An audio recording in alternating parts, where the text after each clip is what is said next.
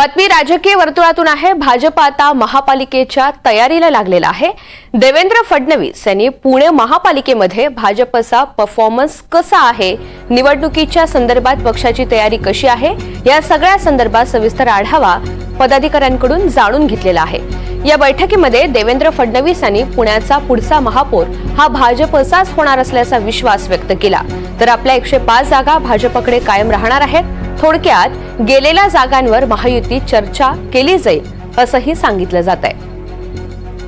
रेवती हिंगवे आपल्या सोबत आहेत। या सगळ्या संदर्भात अधिकची माहिती जाणून घेऊयात। रेवती, पुण्यामध्ये आता महापालिका निवडणुकीमध्ये महायुतीला कुठेतरी ब्रेक लागण्याची शक्यता आहे। देवेंद्र फडणवीस यांनी या स्वरूपाचे संकेत सुद्धा दिलेले आहेत। नेमक्या या बैठकीमध्ये काय घडलं, पुणे भाजपमध्ये काय घडामोडी आहेत? नक्कीच ऋतुजा, जसं स्थानिक स्वराज्य संस्था निवडणुकांचं बिगुल वाजलेलं आहे। कारण जे कोर्टाने आदेश दिले की तेच आरक्षण पुढे घ्यायचं आणि थोड्याच दिवसात त्याचं नोटिफिकेशन आलं पाहिजे। त्यानंतर प्रत्येक पक्ष हा आपल्या आपल्या परीने स्थानिक स्वराज्य संस्था निवडणुकांच्या तयारीला लागलेला पाहायला मिळतोय। आणि खरं तर सगळ्यात जास्त लक्ष महायुतीकडे आहे।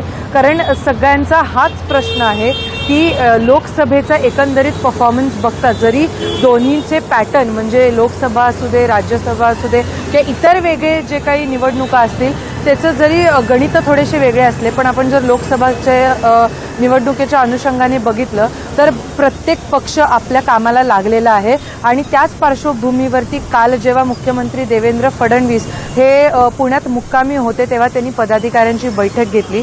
त्या बैठकीमध्ये त्यांनी असं सांगितलं की आपल्याकडे 105 नगरसेवकांचं टार्गेट असलं पाहिजे। कारण मागच्या निवडणुकांमध्ये भाजपचे एकंदरीत एकूण 100 नगरसेवक निवडून आलेले होते। एकंदरीत एकूण 166 जागा हे पुणे मनपामध्ये आहे। आणि त्या पार्श्वभूमीवरती देवेंद्र फडणवीस यांनी सांगितलं की एकूण 105 नगरसेवकांचं टार्गेट हे आपल्याकडे असलं पाहिजे। त्यासोबतच त्यांनी असं देखील भूमिका स्पष्ट केली की आमची भूमिका महायुतीतनं लढण्याचीच आहे, परंतु काही जे जागा आहेत ते अपवाद ठरू शकतात। आता हे त्यांचं वक्तव्य थोडं अपवादात्मक आहे की नाही याच्यावरती देखील प्रश्नचिन्ह उद्भवलेलं आहे।